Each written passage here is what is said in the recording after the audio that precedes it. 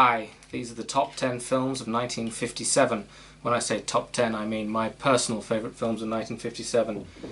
It's coronavirus season and we're in lockdown. This is my... how many days have I been in here?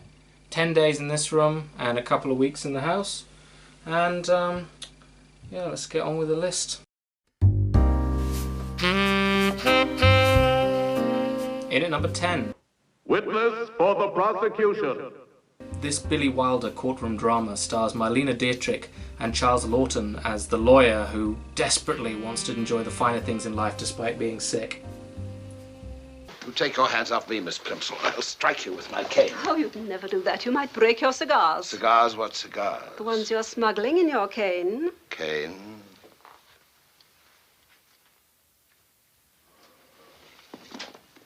The film has lots of twists and turns and keeps you guessing up until the very end. A really good Billy Wilder film. You'll talk about this picture all right, but you'll never tell the ending to your friends because you won't want to spoil their excitement and their fun. In at number 9, Throne of Blood. This Kurosawa film takes Shakespeare's Macbeth and plants it in feudal Japan. It stars Toshiro Mifune as Macbeth, or whatever he's called in this. And as usual, he's wonderful as he is in almost everything he's in. It's probably the best adaptation of Macbeth, at least that I've seen. Incredibly exciting, there's some amazing set pieces, and just Kurosawa is such an excellent filmmaker.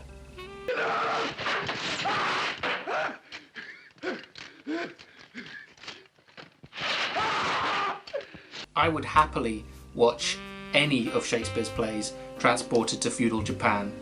Romeo and Juliet, Hamlet, the Merry Wives of Windsor, The Tempest, Cymbeline, Midsummer Nights, the list goes on, there's a lot of them. In at number 8, A Face in the Crowd. The film stars Andy Griffith as a kind of loud-mouthed bum who's sort of going nowhere and is found in a prison by this radio presenter.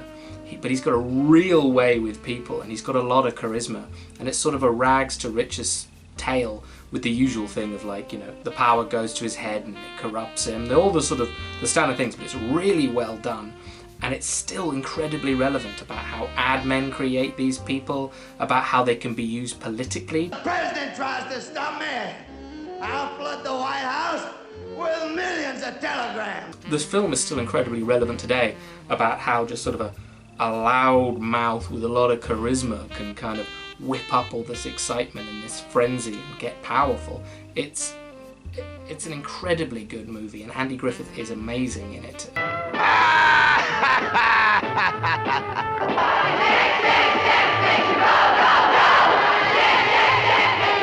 your eye on that rating. That's why Fighter Jacks gives you that. Get up and go. Now, the soft cell. Keep your eye on the rating. Fighter Jacks, what you're doing to me? Now, the hard cell. Fighter Jacks, 39.8. In at number 7, The Sweet Smell of Success.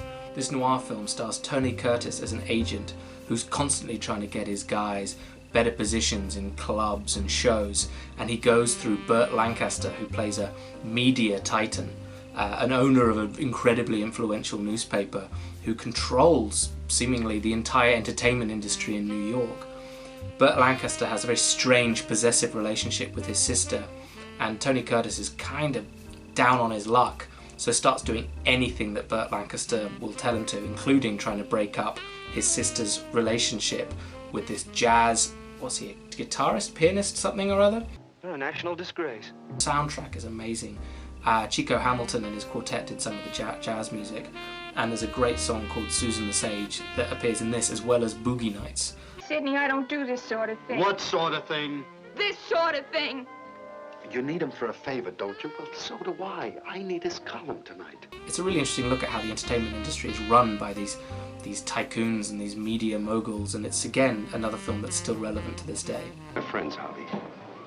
We go as far back as when you were a fresh kid congressman, don't we? Why is it that everything you say sounds like a threat? Maybe it's a mannerism, because I don't threaten friends. But why furnish your enemies with ammunition?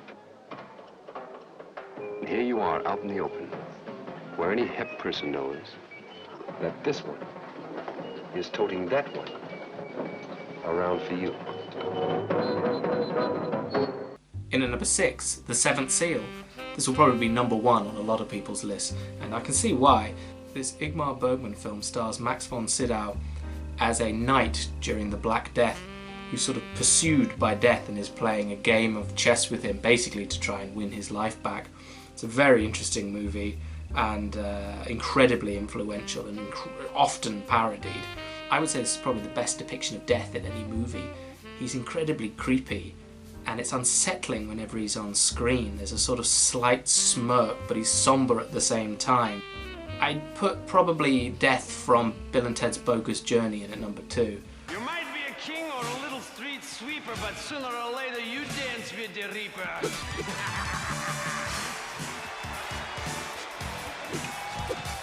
In at number 5, 12 Angry Men.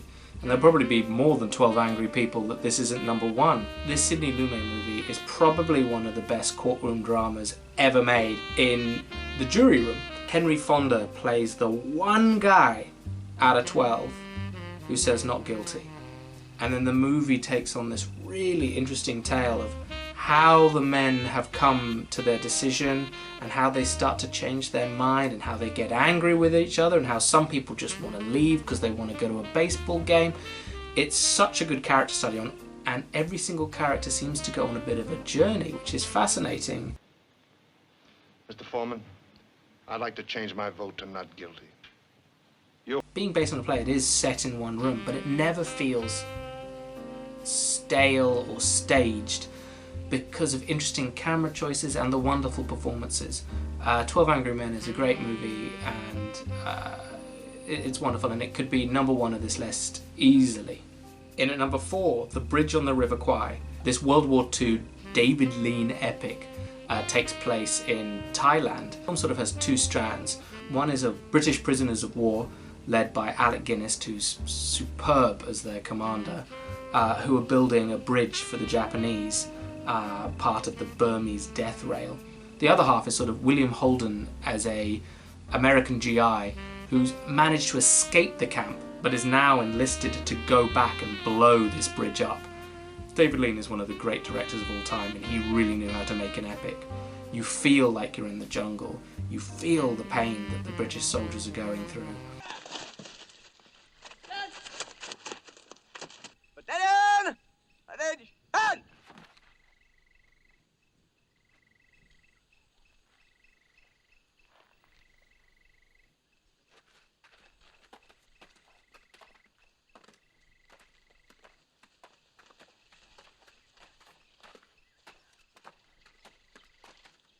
The film is fantastic, it looks great, it's got amazing performances, and it really is one of the great World War II films of all time. In at number 3, Paths of Glory. This World War I epic, directed by Stanley Kubrick, stars Kirk Douglas as a colonel in the French army. When a group of soldiers refuse to do a suicidal mission, they're court-martialed and are tried to be shot, and the film tells the tale of Kirk Douglas desperately trying to stop this from happening. And his passion really comes through, and his anger comes through, and eventually your anger comes through as the horrible high up in the French military are just sort of, no, we're going to shoot them. It's really, you're on your edge of your seat throughout it, and Stanley Kubrick gets your emotions up. I apologize for not being entirely honest with you. I apologize for not revealing my true feelings. I apologize, sir, for not telling you sooner that you're a degenerate, sadistic old man. And you can go to hell before I apologize to you now or ever again. Colonel Dax, you're a disappointment to me. I mean, Stanley Kubrick is an amazing director, of course, and his long shots through the trenches are astonishing.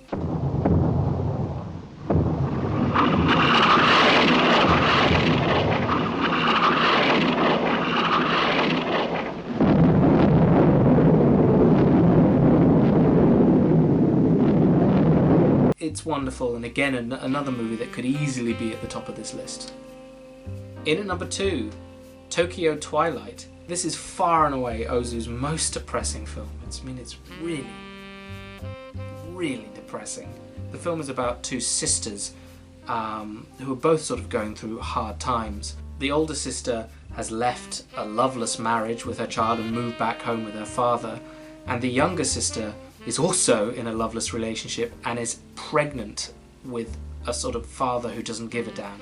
When their long-lost mother returns to town, things take a turn for the worse, and it just gets sadder and sadder. But again, it's like all of Ozu's films, it's incredibly truthful and incredibly touching, and it's heartbreaking, but it's real, and there's so many interesting choices in the movie. There's an incredibly sinister sequence where a policeman in a surgical mask picks up the younger sister for no reason other than she's out and about on her own in a bar. But it's done in such a sinister fashion.